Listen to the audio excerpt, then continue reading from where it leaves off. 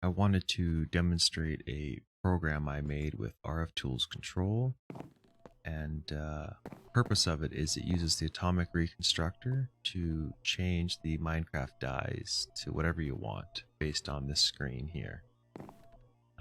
I'll split the video into a few parts. I'll talk about the processor, how to configure it if you're interested, and the program if you're interested how it works at the end, because it's kind of the technical part that is possibly boring if you don't care. But just to show it off, if you throw yellow dye in front of here, it changes the color by 1. I guess I gotta hit the button. And you'll notice the lens of color is added to the Atomic Reconstructor. And this button's just a test, and that button's just a test. So let's show off the actual program. So lapis, eventually this will be automatically loaded, but for right now I load a stack and it drops a stack. So if I walk up to the board here and I say, you know what, I want yellow, it's going to run for a minute.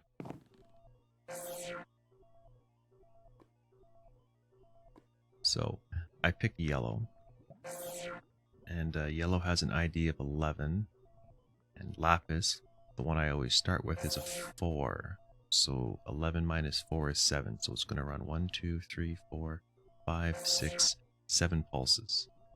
And later I'm going to have the final result actually get imported back into the AE2 network, but for right now it just ends in here. Okay, so there should be one more pulse. So there's yellow, and it goes back in here. So yeah, that's cool. I guess I'll quickly talk about how it was set up, and then I'll show the program, and I'll try to break this into chapters so you can skip around. But for starters, if we look at the screen, if you're not familiar, you can scan with the controller. It finds these screens. Each one of those buttons you see is one of these buttons from RFTools Control that lets you interact with the processor. So if we look at one of them, it's got a button title, text red. It is red, and the signal generated from it is red. And for all these colors, you can imagine it's the exact same thing. Looking at white, button color white, blah blah blah. Nothing too fancy. So that's that. And something else I should mention too is we always start at lapis. So if somebody picks something like green, it actually has to run the full gambit all the way around. And maybe I can actually show that while I'm talking about something else. So if we load this and we say, you know what, I want some green dye, which is actually used a lot in this mod pack, that's going to run. So the basic cycle here is it drops it, it lasers it, picks it up, it pulls it back into this node from RFTools Control, and this node is on channel toast, and it is, the channel is toast, the node is color, and this one, the channel again is toast, and the node is dropper, and the D is there, it's just out of room. So this thing can pull items in and out of stuff, and it can push items in and out of stuff. And then it can set redstone signals from here to here to here and here based on the north, south, east, west, up, down directions. So that's that. I guess the processor, I don't know if I should talk about the programmer first or the processor. Ignore this first card. It's something different. This is the program I'm showing today. And if I click on resource allocation to set up variables and item allocations for this program, you have to click this. So this program uses 2 variables, 0 and 1. And note that 0 and 1 is not 2 and 3.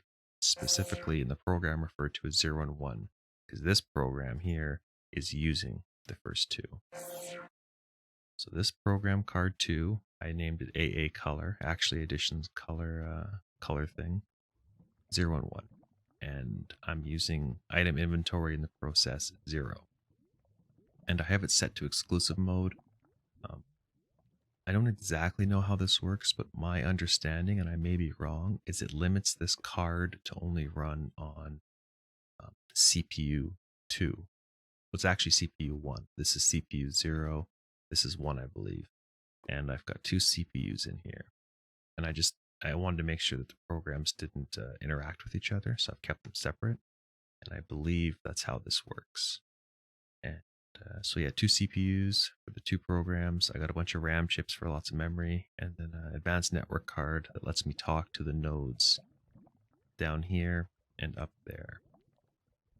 And the other thing, I guess I have to get out of that mode. So if you hit if you hit help, you can go net list, and you'll actually see those are my two nodes and the placements. If you're setting it up for this time, can't talk. If you're setting this up for the first time, set up toast, which is the channel. It says, hey, I found two nodes, and then you can list them, and those are the two nodes. So I like to do a reset and a clear. And time to talk about the program. So this card, you would actually take it and you could save and load it. And if you're not familiar with this this interface, if you hold Control, it kind of gives you some shortcuts.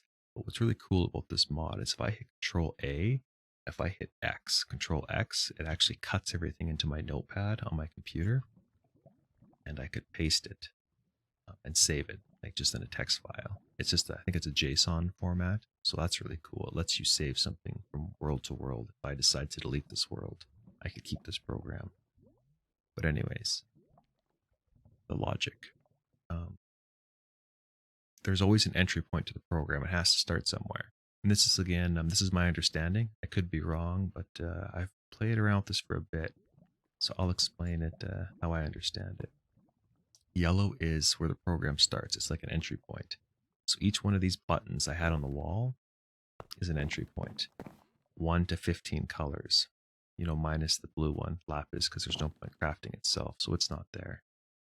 And we'll see the green craft from earlier was done. So using green as a reference, hitting the green button sends a green signal, and I only want it running once. I've never tried this false. I've always set simultaneous run, one simultaneous run to true. I've never done false. So if you hit green, it says, you know what? Green is item ID of 2. And it goes into this wire channel. These are just comments. I guess I should talk about those. This is just reminding me how everything's set up over here. Because when you're in the screen, you don't want to keep, exiting and running back and checking coordinates, what's north and south of what. Looking at green, if somebody hits that button, it goes to a value of 2, and then it writes it down here. And channel toast node is color. It's the bottom one. And what interfaces with that color node is to the north of it is the range collector, and to the east of it is the Atomic Reconstructor. And same with the upper dropper node. To the north of it is the dropper. So that just lets me know which direction's which for programming. And I've only got 2 variables. 0 is the loop index, which is down here. Every time the loop runs, the index increases by 1. So you need a variable for that, and that's 0. Variable 1 is the craft laser count. So my first example of yellow, it was 11 minus 4, which was 7. So that would be stored, so 7 would be stored into variable 1. It would laser it 7 times to get the desired result. And this latest result was 2. So using 2 as an example, it would run down here, and every single one of them hits the minus sign.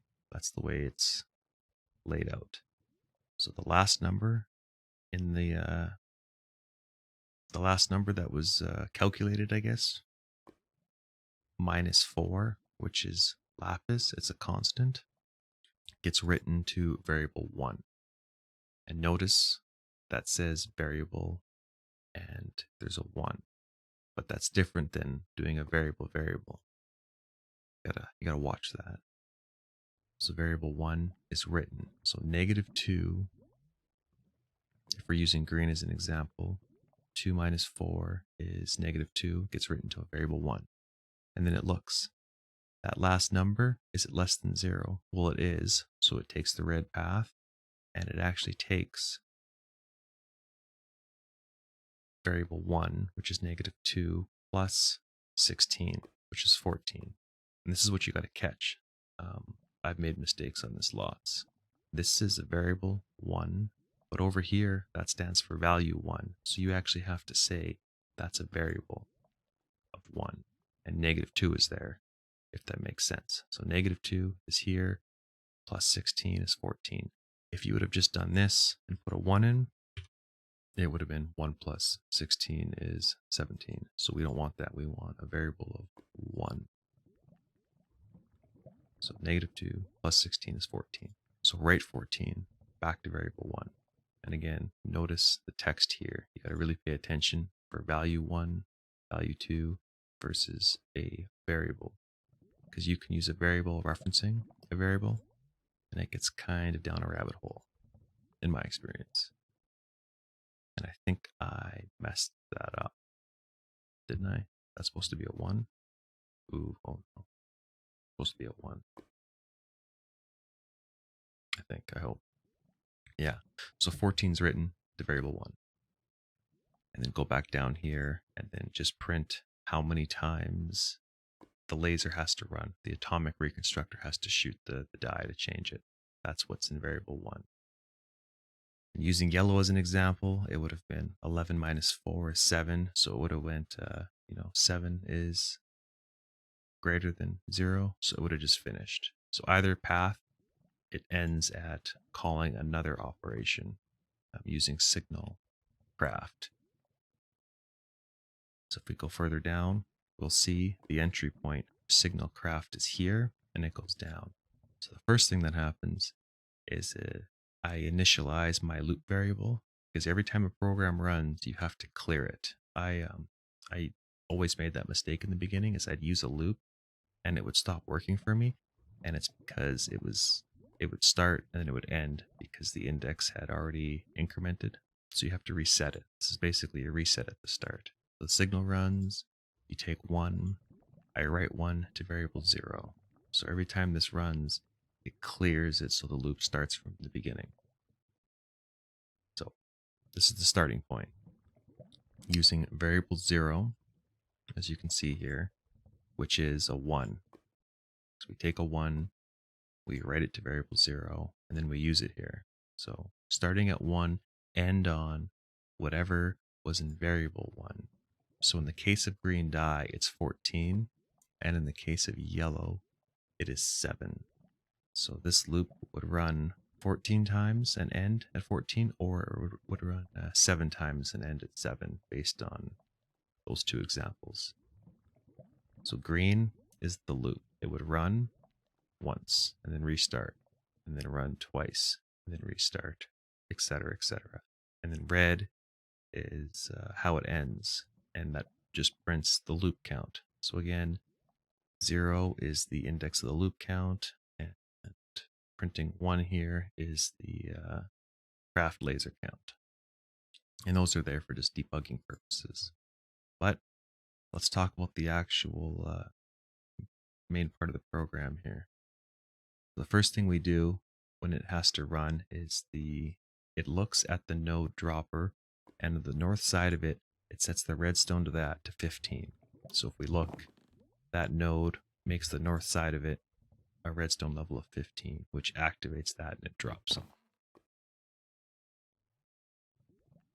And then we wait 30 ticks. That's just, what, a second and a half? And I haven't played with it much. I could possibly speed up the program, but it works, so I've just left it. And then after it's done waiting, it goes to the dropper again, and it sets the redstone to 0. And again, you have to remember, if you turn redstone on, you have to turn redstone off. Forgetting to do this causes all kinds of headaches, as I've learned. And then this was a placeholder. I was thinking I'd have another wait command, but I didn't need it, so it's just a blank wire. And again, if you don't want a blank wire, you can actually add comments, like I did up here. So the next step after the dropper is it goes to the color node and it looks east. And east of it is the Atomic Reconstructor. So it sends a redstone of 15 signal and it pulses it. It waits a second and then it turns it off at the Atomic Reconstructor. We wait a second and then we go to the range collector, which is the north side of the color node.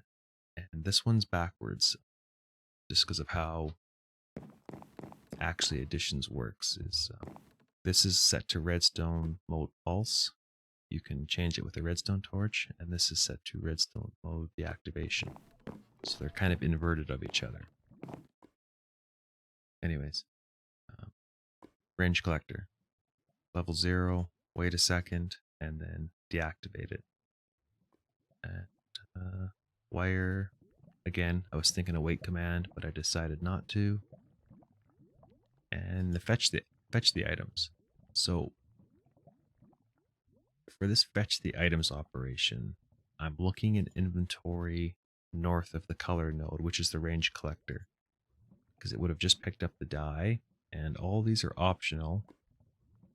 You can pick, you can get real complicated if you want to do real specific things, but this is the only mandatory thing, is you have to tell it when you're going to this chest, this range collector, and you're pulling an item out of it and putting it in the processor, what slot is that going to? And it's going to 0. And nothing else matters. So if we look at this program, it's going to put everything it withdraws out of the range collector into slot 0 for that program. And what else? And then the next thing is it goes to the dropper node up top, and to the north side of that is the dropper, and it pushes the item into that. Again, you have to tell it where in the processor to go, which is slot 0. And because I didn't specify anything, it's literally just grabbing the first stack it sees and then completing. And then I wait a second just because between each iteration. And then once it's done, it's done.